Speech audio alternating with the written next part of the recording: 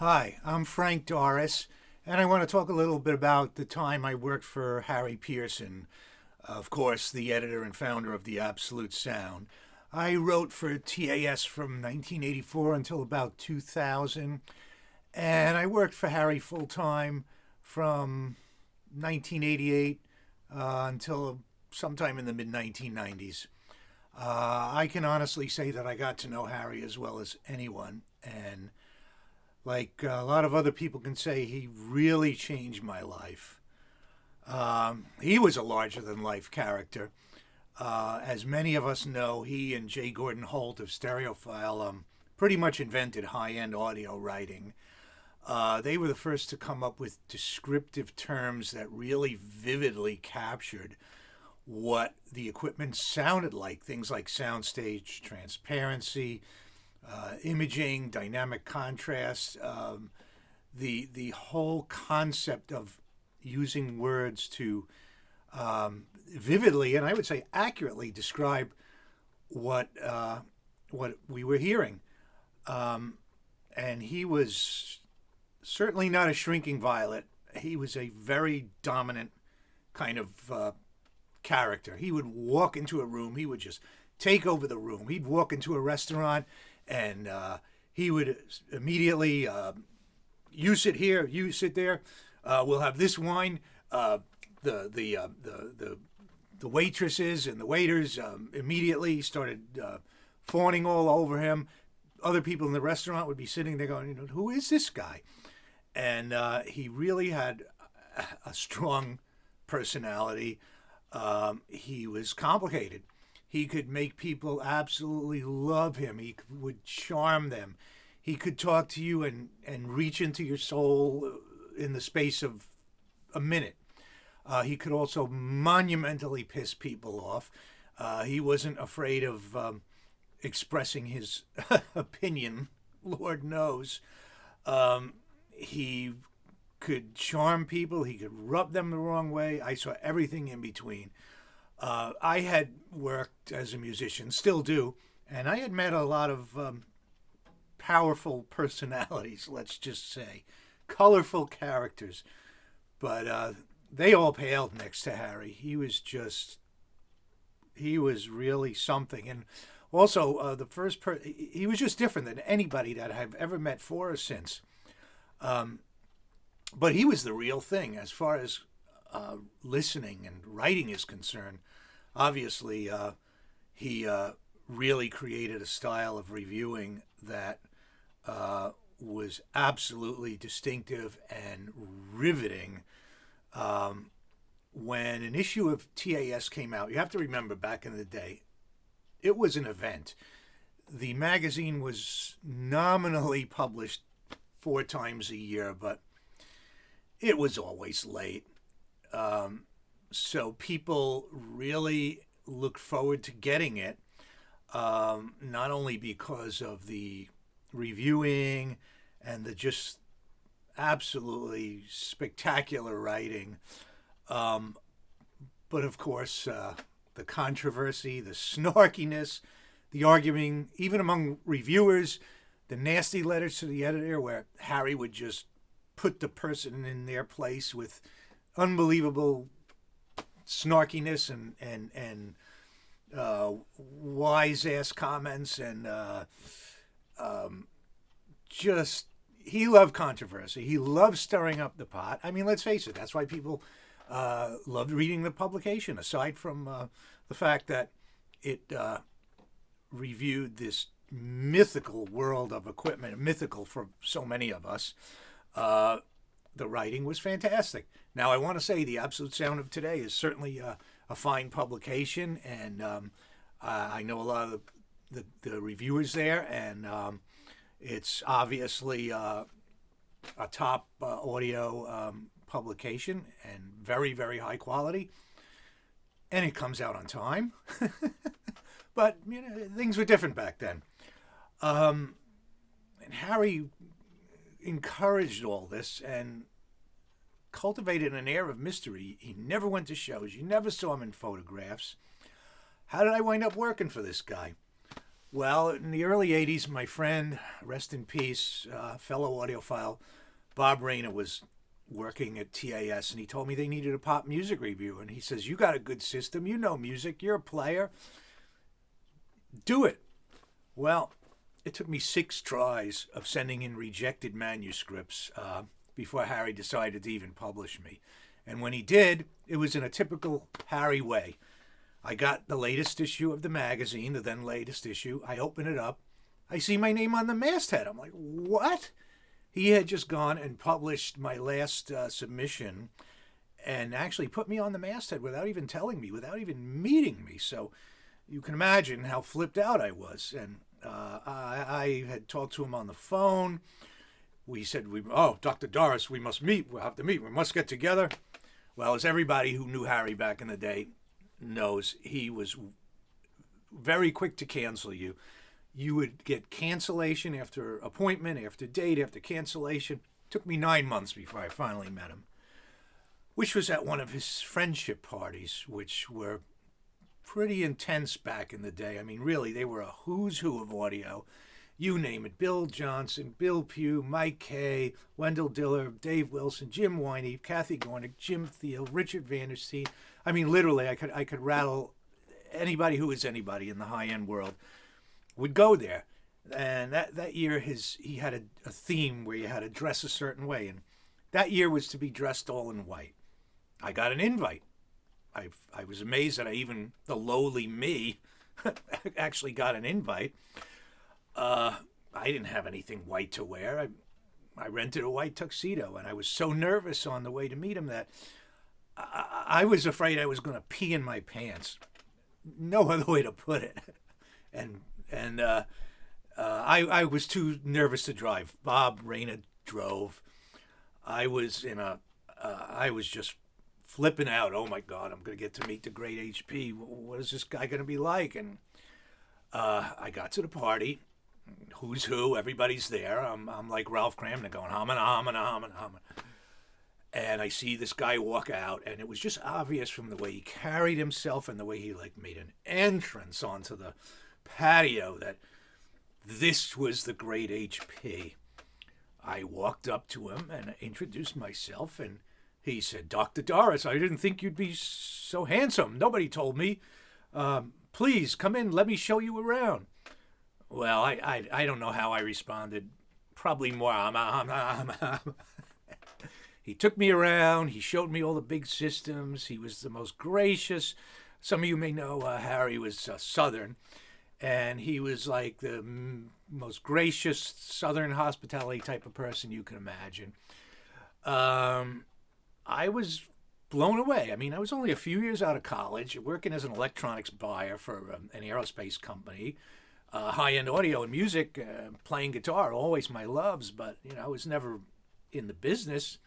Matter of fact, I would read TAS and talking about all the craziness and the snarkiness, and the reviewers putting down other reviewers in the comments, and the letters to the editor where people were just going off on each other. I remember thinking to myself, "Oh man, these people are crazy. I never want to be in the middle of any of that." Well, anyway, of course, Harry invited me back to hear the system. The system, capital letters, 96-point type. I went back a couple of weeks later, got ready to walk into the listening room, and he stopped me and he said, "Before you walk into this room, I have to tell you, think carefully about this, because if you go into that room, your life will never be the same." At first I'm thinking, yeah, right, typical New Yorker, Wait a minute. The way Harry was looking at me, I said, "Oh my God, he's not kidding. Holy crap, what am I getting into?" And the system was the IRS-5s, which dominated the room. They're like 6 and some odd feet tall. Audio Research SP11, Goldman reference turntable. The thing looked like it was this mechanical contraption, who knows how many hundreds of pounds, linear tracking tone arm servo, this or that, the other, transparent cables that look like garden hoses, I thought I had heard high-end audio. I'd heard some systems. Nothing could have prepared me for what I heard. It was, you hear the expression orders of magnitude. Well, in this case, it was for real. Orders of magnitude better than anything I had ever heard. The realism, the sense of the singer being in the room. Harry played me, The Look of Love, Dusty Springfield, and oh my God, you really did sound like she was standing in the room. And the instruments and the presence and all these things that I had read about in the Absolute Sound and heard glimpses of. All of a sudden, I was overwhelmed, overloaded. Talk about being immersed in the music. I mean, this description is so pathetically feeble. I mean, those of you who have heard really, really good large scale or, well, any really nice high-end system, you kind of know what I'm talking about. At the time, I had no idea. I was astounded. I can remember that feeling to this day. I'll never forget it.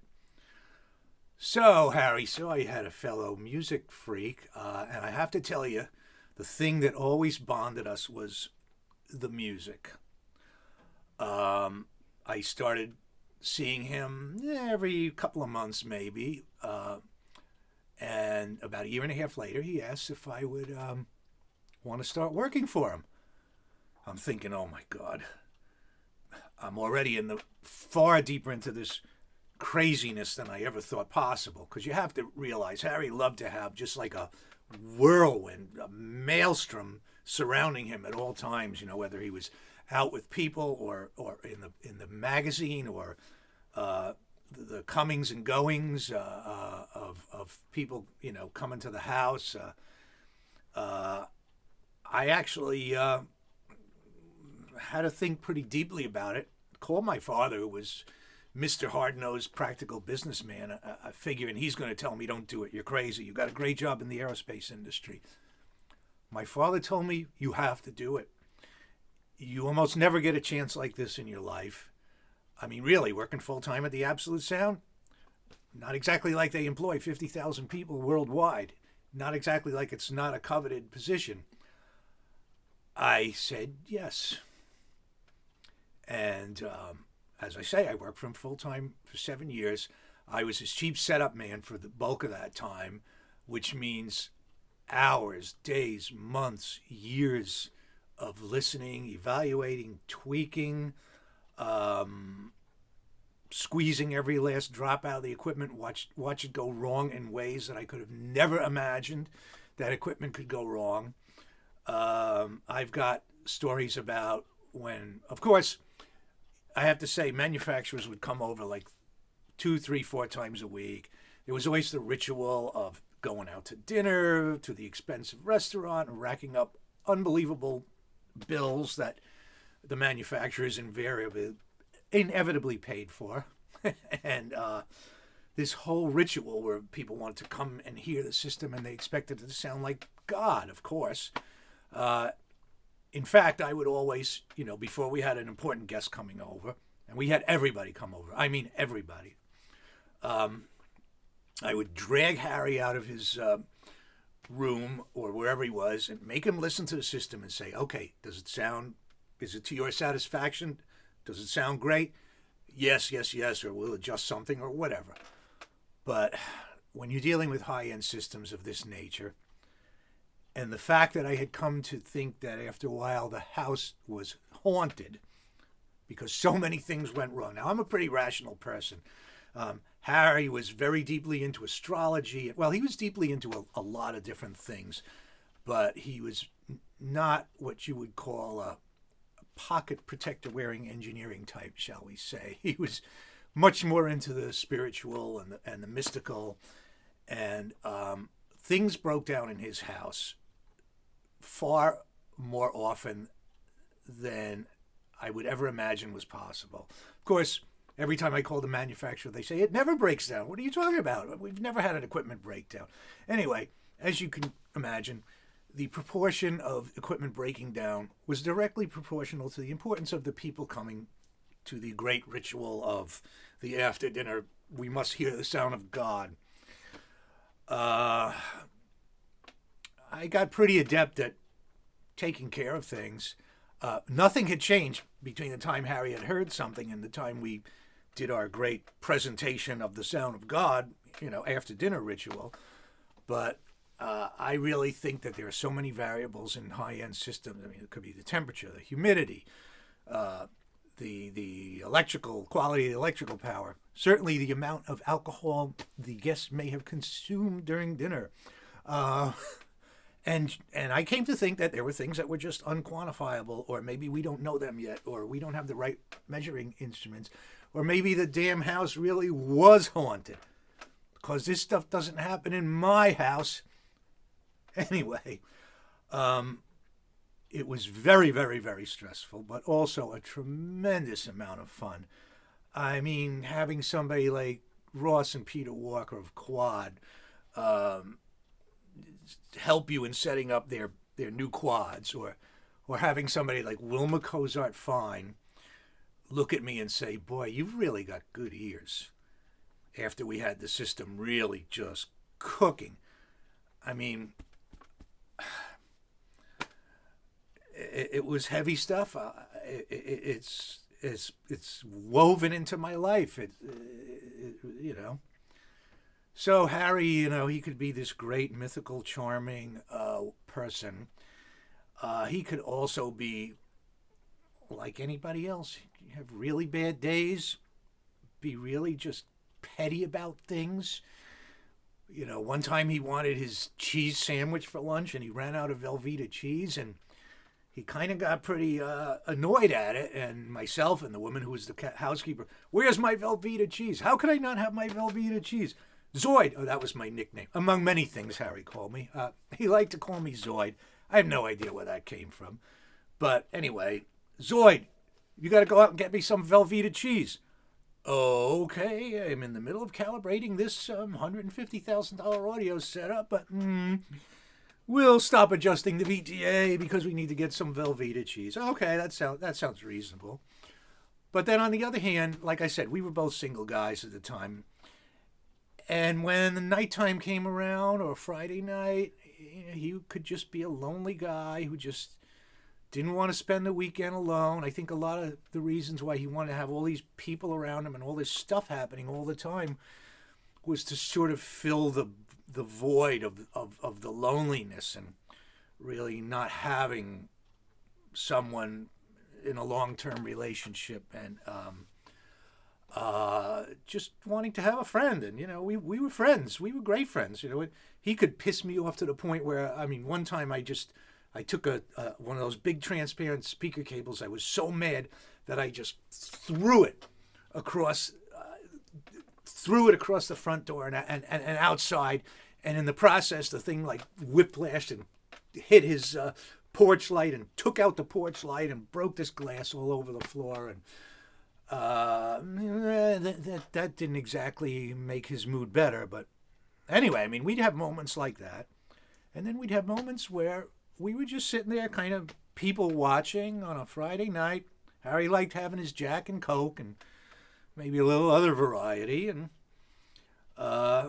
we would just be hanging. We would talk about anything and everything. He was extremely well read. He was a very fast reader, very fast writer. He would procrastinate forever in writing his articles. But once he sat down and wrote, he typed so fast he would practically melt that typewriter. And what came out didn't need a heck of a lot of revision. He would wake up in the morning really grumpy and barefoot in his bathrobe and unshaven. And, I'd have to say, Harry, come on. We got so-and-so coming over this morning. And he didn't want to deal with me. So, even though he had a larger-than-life and an unbelievably strong personality that I literally haven't seen in anybody else, he could also just be a regular guy. When he passed away in 2014, it was a shock. I really lost a great friend, somebody who had an influence on my life that I'll never forget. I've got hundreds of stories I could tell about Harry. Maybe I'll get to some of them, but really I just want to say, Harry, thanks. Thanks for everything. Thanks for the music. I think I'm going to listen to a record now.